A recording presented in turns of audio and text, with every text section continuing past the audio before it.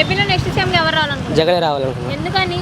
ప్రజలకు మంచి జరుగుద్ది, పేదవాడు బతుకుతాడు. అది పేదవాడు బతకాలంటే జగనే రావాలి. అది చంద్రబాబులో వానల బల్లె మాది ప్రకాశం జిల్లా, ఇక్కడ గుంటూరు వచ్చాం. 5 సంవత్సరాలు అయింది. అక్కడ పంటల పండుగ ఇక్కడ వచ్చాం, ఇక్కడ బతుకుతున్నాం. మళ్ళీ జగనే రావాలి. జగన్ వస్తేనే పేదవాడు 3 పూటలు అన్నం తింటాడు.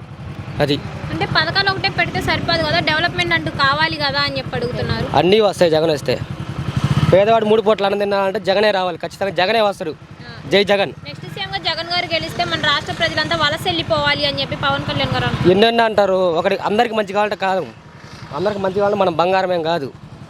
అది అయితే నువ్వెంత, నీ స్థాయి ఎంత జగన్ అని చెప్పి అడుగుతున్నారు పవన్ కళ్యాణ్ గారు. అడుగుతారు, వాళ్ళ ఇష్టం. అది ఎంతమంది అడగని.